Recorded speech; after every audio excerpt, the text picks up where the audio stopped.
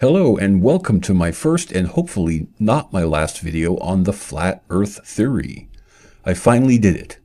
There's been an incredible uptick in debate on the topic between so-called flat earthers and so-called ball earthers. While I was leaving a comment about a particular map someone had found, I thought it might be a great opportunity to share some helpful information. This information will be helpful to flat earthers, but will also be appreciated by ball earthers. So I expect only to be thought of as a peacemaker for my efforts. And I expect some respect, at least, for my experience in this specific area, seeing that I'm both a sailor and a pilot with countless voyages at sea and hours in flight. Those of you who know me know of my many adventures and know that I've got some mean navigation skills. But enough about me. Let's start right in and start learning some cool stuff. This is a good refresher for me as well.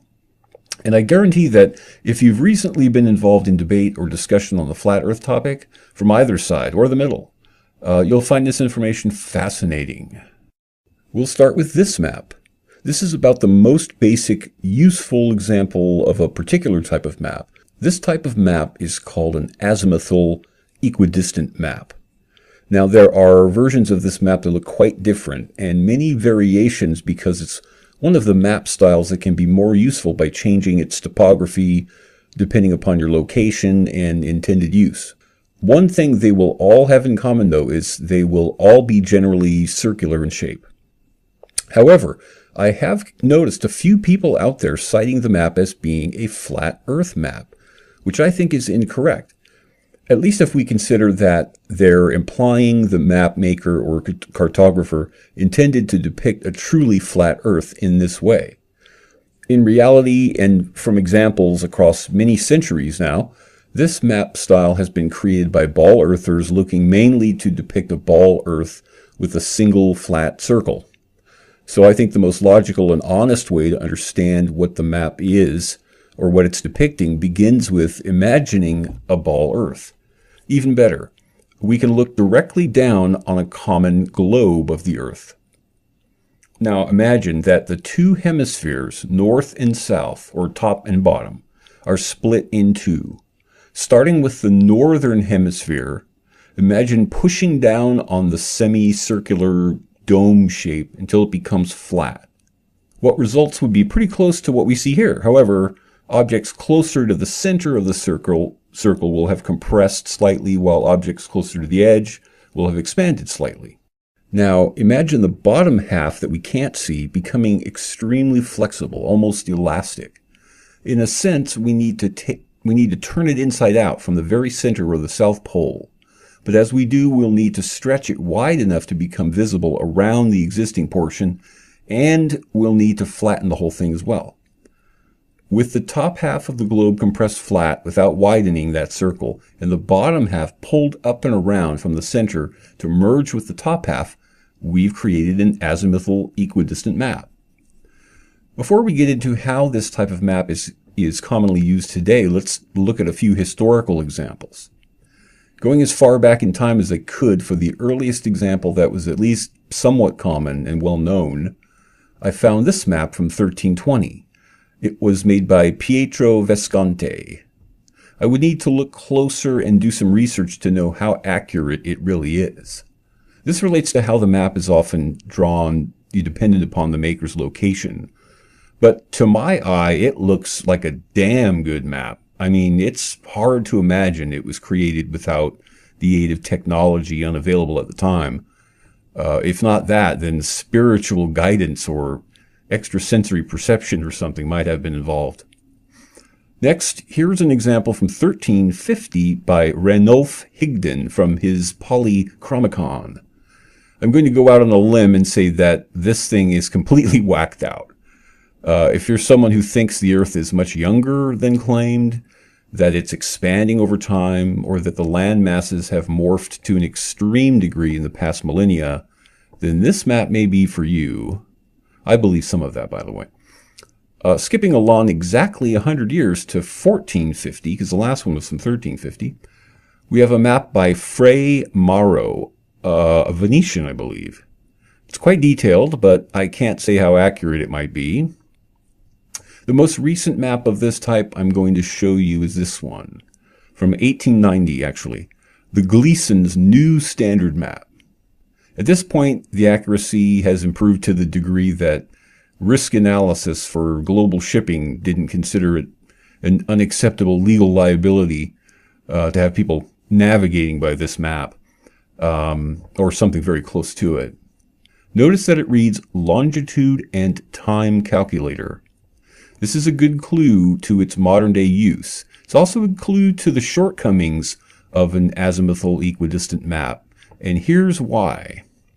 If you recall what it took to contort that globe of Earth into the flat and circular disk that we see with this map, there was massive distortion occurring, obviously. It's like payarding or filleting a ball, which will produce strips all around, but laid flat, those strips will have large triangular gaps between them. So what this map does is to stretch the area latitudinally to bridge those gaps. More importantly, though, the lines of longitude are kept perfectly straight in the process, hence the term longitude calculator shown here. As the Earth is divided into what are called meridians, it requires division by some marker, which are the lines of longitude. But this does create a problem for anyone hoping to use a map of this type for navigation purposes. Navigation involves directionality and distance.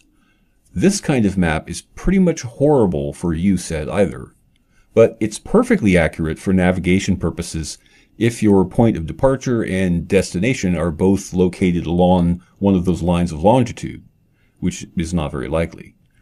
Just as unlikely, though, but not totally unrealistic, is that both points will fall on two adjacent lines. This map is designed for plotting in straight lines, but to attempt to correctly plot a course that could be navigated between two adjacent lines of longitude will send you off course. The true distance will also be anywhere up to 100% off, depending upon how far away your points are from that map's center. Now, I mentioned how this variety of map is often tailored to suit. You can see why this might be helpful or necessary from what we've learned about its limitations. Basically, you'll find examples of this map that disregard the poles and center the map on a point of interest or where someone is located. For example, here's one that's centered on Cairo, Egypt. Here's a version centered on New York. You'll find other examples, usually centered on ports of call, but you can see how understanding more about how this map is designed and how it differs from other maps could curb some of your enthusiasm about the concept of an Arctic wall surrounding a flat Earth disk. That's not to say it's an impossibility, but if we were to shift the area of the Earth just right, centering it on the spot exactly opposite North Africa, for example, we could create a fully functional and entirely authentic version of the map with a Great Wall of North Africa surrounding it. But if we continue shifting things, theoretically, we could create a version where any place became at least a thin wall around it, like, let's say, Bakersfield, the Great Wall of Bakersfield, or Compton, for instance, any place. I have two maps to show you before I conclude. The first is this one, which I thought was relevant because some maps like this will employ the same technique as an azimuthal equidistant map, but they do it without joining the two halves. The result is actually less distorted, but lacks the ability to plot both distance and direction with a straight line in one line along the longitudinal lines. It's interesting nonetheless. And finally, this map. You may have seen people pointing to this logo, which is the United Nations official symbol, as some degree of evidence that the Earth is flat. It's true that there are 33 quadrants, or hextants, or whatever, counting the middle circle. And I'm not going to argue this choice of map isn't significant. It might be, but from what we've seen and considering how common the azimuthal maps are, it seems less clear. Some may argue that the map shown here is largely accurate, but lacks one crucial element, the southern Arctic wall that should be surrounding it. As someone with a fair amount of design experience, I think I can understand why that might have been left out. If, for instance, I was designing the symbol myself and did include the outer landmass, or that Arctic area, Arctic wall area, I can imagine I might have thought it looked too much like one of the concentric circular lines, or that it conflicted with the outermost line. And considering the thickness of those lines, the outermost line may actually look very much like this southern Arctic wall. So omitting it would have been maybe one option, and it made it look cleaner, for example. And I would have considered that. Plus, other maps aren't necessarily or aren't usually circular. And this circle shape is very easy to work with in a logo type, just for example. That concludes my presentation, which I hope was interesting and informative. This was a big detour from my usual fare.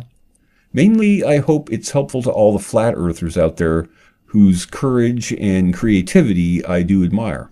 Thank you.